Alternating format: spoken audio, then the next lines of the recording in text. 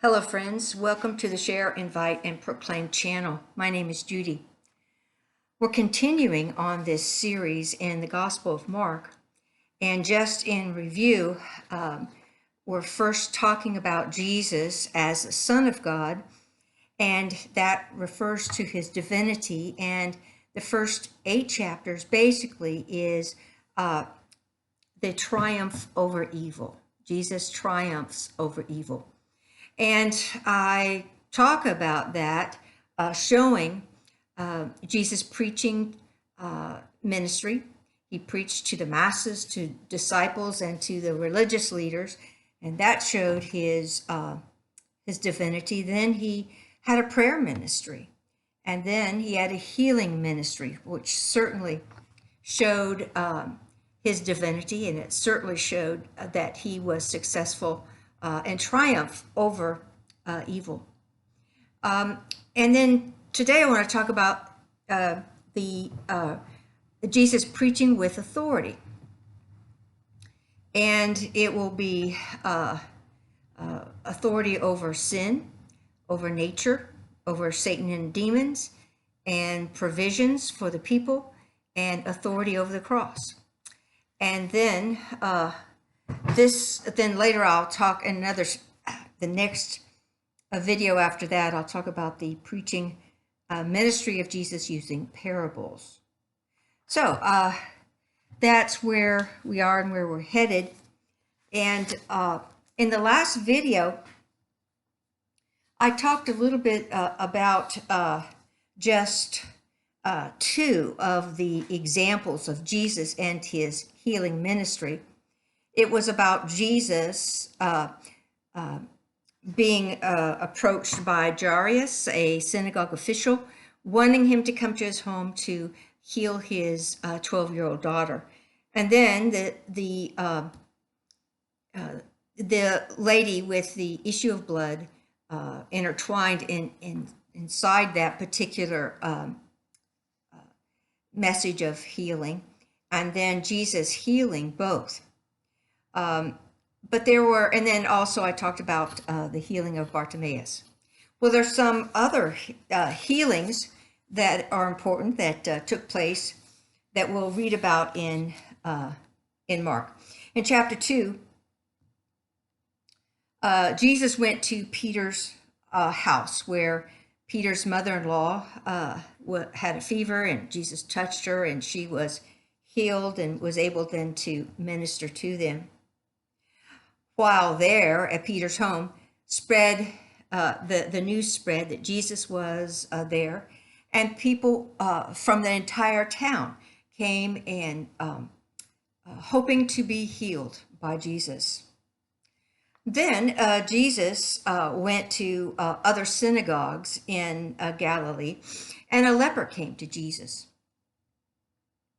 And this leper was pretty bold, because a leper would have to be on the outskirts in the rural areas. He was banned from being around people because leprosy was contagious. But this leper was bold, and he believed that Jesus could heal him if he chose to. And he fell on his knees and said, "If you're willing, Jesus, you can make me whole." And Jesus said he was willing. He was moved by compassion, which was pretty much his showing of compassion to multiple people, his disciples, the crowds, the masses. So he was moved with compassion, and he healed the man. And Jesus then told him to go to the priest to fulfill the requirements of Moses about the testing for leprosy, and also the cleansing of leprosy. You had to go before a priest, and you had to let him examine your body to make sure that the signs were gone. And there was different kinds of offerings that would be made for atonement. It could be a guilt offering, a sin offering, a wave offering, a grain offering, or a burnt offering. Rather than following this instruction, this leper was so excited. that he did not follow that instruction. He went about the countryside spreading the news so much that Jesus could not enter most of the cities, but had to stay in the outskirts. In chapter 3, there was another healing, and it happened when Jesus went to another synagogue, and there was a man with a withered hand. And the Pharisees were in this synagogue, and they were watching to see if Jesus would heal on the Sabbath, which was against the tradition, the Jewish tradition. Tradition says this man was a mason, so it prevented, this withered hand then prevented him from holding a job and providing for his family. Jesus asked the Pharisees a question. He said, "Is it lawful to do good or harm on the Sabbath, or to save a life, or to kill?" Jesus proceeded then to heal this man, which was both good and life-saving for he and his family. Jesus had already told these Pharisees that the Sabbath was made for man, not man for the Sabbath. Jesus said that the Son of Man is Lord of the Sabbath, and the rules surrounding the Sabbath were not more important than the life and livelihood of a man. In Mark chapter 7, verses 24 to 37, there were two other memorable healings by Jesus. Jesus had gone to the coastal area around the Mediterranean Sea, to a city called Tyre, and then Sidon. In Tyre, there was a Gentile woman. She was a Syrophoenician race, and she came to Jesus and asked him if he would cast out a demon in her daughter. Great love of this woman for her daughter. Jesus responded in a Jewish code.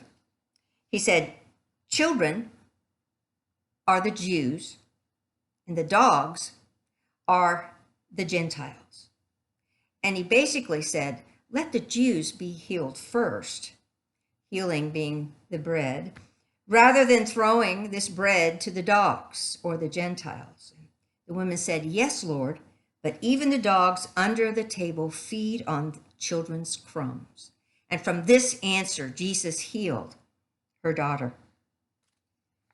Then Jesus went to Sidon, where he healed a deaf and mute man. He took the man away from the crowd and put his fingers in his ears and prayed, and he was able to hear. And then he did something that we consider kind of gross, but maybe it was common in Jesus' time. But he spit on his finger and touched the man's tongue, and the muteness went away. He was healed. And then in Mark 6, verses 53 to 56, Jesus went to the land of Gennesaret. And this is a region east of the Sea of Galilee. Multitudes of people flocked to him, hoping for healing. And whenever a person touched the hem of his cloak, they were healed. And all of these healings displayed the deity of Jesus, the Son of God, who was able to triumph over evil. So those were some of the healing things that I left out in the last video, so I wanted to include them. Next, we want to go into Jesus' ministry, preaching with authority. It was noticeable at the start of his ministry. He had just called Simon Peter and his brother Andrew, James, and John, the sons of Zebedee. They were all fishermen, and they followed Jesus to Capernaum, where they entered the synagogue on the Sabbath, and he began to teach. In verse 22, they were amazed at his teaching, the people in the synagogue, for he was teaching them with one having authority, not as the scribes. Inside the synagogue was a demon in a man and said, "I know who you are, the Holy One of God." And Jesus exorcised the demon from him. Verse 27, they were all amazed, so that they debated among themselves. "What is this? A new teaching with authority? He commands even the unclean spirits to leave, and they obey him." So Jesus taught with authority, and it was recognized by the people. Jesus preached with authority over sins. In Mark 2, verses 16 and 17, the scribes and the Pharisees asked Jesus why he was eating with sinners and tax collectors. Tax collectors were basically Jews who worked for the Roman government, and they were pretty much despised. Jesus overheard this conversation, and he responded, "It is not those who are healthy who need a physician, but those who are sick. I did not come to call the righteous, but the sinners." In Mark chapter 2, the first 12 verses, this is the story of the four men who carried their friend to Jesus, the home of Peter. There were so many people there at that city, which was Capernaum, that these four men could not get their paralyzed friend into the home. And because of their love for this man and concern for him, they cut out a section of the roof and lowered him down by ropes in front of Jesus. And Jesus saw their faith. And he said to this man, this paralyzed man, "My son, your sins are forgiven." Now the scribes thought only God could forgive sins, so they thought that Jesus was committing blasphemy. Jesus told the scribes what he wanted them to know, that the Son of Man had authority on earth to forgive sins. Then Jesus told the man to rise, take up his pallet, and go home. So he was healed physically, but also spiritually. In Mark 11, verses 27 to 33, Jesus had just thrown out the money changers from the temple, and the scribes and the religious leaders and elders came to Jesus and asked, what authority do you do these things? And Jesus responded to their challenge because he knew that they were trying to trick him into saying something that they could arrest him. The question was the baptism of John from heaven or from man? If Jesus said that John baptized with authority from heaven, then Jesus would say, well, why didn't you follow him? His message was repent and be baptized for the forgiveness of sins. So if it was from heaven, why didn't you follow him? Or if John had authority from men to preach, the religious leaders were afraid of the reaction of the crowds because they considered John to be a prophet. And since they couldn't answer Jesus, Jesus then said, well, neither will I tell you by whose authority I do these things. Well, the logic was the same. If they said Jesus had authority from heaven, then why not believe him? If Jesus had authority from man, the crowd considered Jesus to be a prophet, someone to be followed, someone to obey. Next, Jesus preached with authority over Satan and demons. In Mark 1, 21 to 27, Jesus was in Capernaum on the Sabbath. He went to the synagogue and he began teaching people. They were amazed because Jesus taught with authority. A man with a demon asked Jesus, "Have you come to destroy us? I know who you are, the Holy One of God."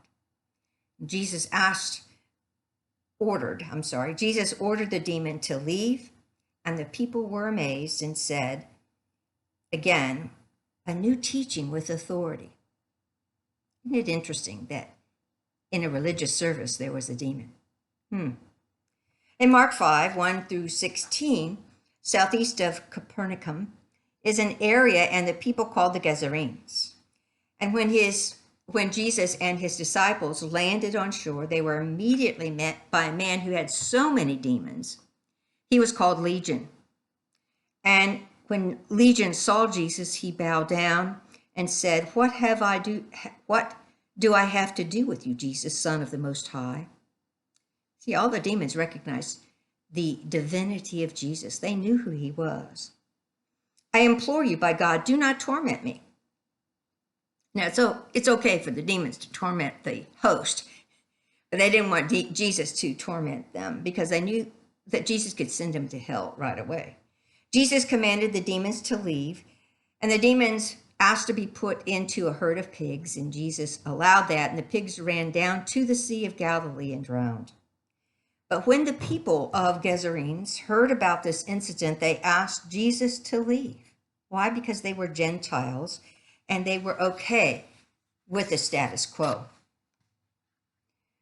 Next, Jesus preached with authority over nature.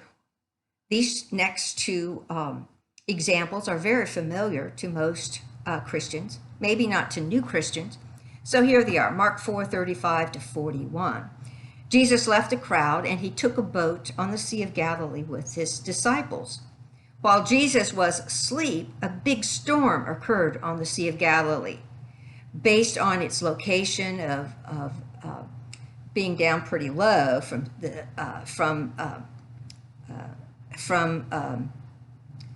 the landscape, there were mountains, and wind would blow in through these mountains and cause storms on the Sea of Galilee. It was quite common. Well, his disciples were in this boat. Jesus was with them, and he fell asleep, resting, needed rest because he was entirely encompassed by people who wanted healing from him. And the disciples woke him up. He said, don't you care if we're going to die, if we're perishing? The storm is going to sink our boat. Don't you care, Jesus? Jesus commanded the wind to stop, and the sea became perfectly calm. Jesus had authority over nature. And the second one is in Mark 6:45 to 51, and that's where Jesus had instructed his disciples to go to the other, on the Sea of Galilee, to the other side of Bethsaida, and Jesus would join them later. And Jesus was telling the crowds goodbye and sent them away, and then Jesus went up to the mountain to pray. And then he saw that the disciples were having difficulty, straining against the wind, again on the Sea of Galilee in a storm. And Jesus came to them walking on water, and it was at night, and so the disciples thought he was a ghost. They were afraid, and Jesus got into the boat, and the wind stopped. So Jesus had authority over nature. Jesus preached with authority to provide for people. The next two examples are well known by Christians, maybe not by new Christians. So here are the two ways that Jesus had authority to provide for people. The feeding of the 5,000 in Mark 6:33 to 44. 5,000 men were fed that day with 5 loaves and 2 fish. Jesus blessed what they had and multiplied it. He gave the loaves and fish to the disciples, and they gave it to the crowd. The crowd was sitting in groups, and at the end, they were all satisfied. They had all had enough. And Jesus told the disciples to go and collect the remnants. And they had left over 12 large baskets. And then the second one was the feeding of the 4,000 in Mark 8, the first 9 verses. There were 4,000 men. They had 7 loaves and a few fish. And again, Jesus did the same thing. He prayed, he blessed it, gave it to the disciples to distribute. Jesus, he blessed what was available and multiplied it. They were satisfied. The people were satisfied and still had 7 large baskets left over. Next, Jesus preached with authority over the cross. He began foretelling to the disciples what would happen to him as he got closer to Jerusalem. Mark 9:31, Jesus taught his disciples. He said, the Son of Man is to be delivered up into the hands of men, and they will kill him. And when he's killed, he will rise again 3 days later. And then again in Mark 10:33-34, again Jesus told his disciples what was going to happen to him. He said, "Behold, we are going up to Jerusalem, and the Son of Man will be delivered up to the chief priests and the scribes, and they will condemn him to death, and will deliver him up to the Gentiles," which would be the Romans. "They will mock him and scourge him and kill him, and 3 days later he will rise again." And then when we begin to study about the Passion Week, we'll find out that all of these things came true. So how did Jesus have authority over the cross? In chapter 16, 1-7, Jesus rose from the grave. Mary Magdalene, Mary the mother of James, and Salome entered the tomb where Jesus was buried, and there they saw a young man sitting where Jesus was buried, and they saw that he was wearing a white robe, and he said to them, "Do not be amazed. You are looking for Jesus the Nazarene, who has been crucified. He is risen. He is not here. Behold, here's the place where they laid him. But go, tell the disciples and Peter, he is going before you into Galilee, just like he said to you." So Jesus had authority over the cross. So far we've talked about Jesus in his preaching ministry, in his prayer ministry, in his healing ministry, and now we talked about Jesus preaching with authority. And the next video will be about Jesus preaching using parables.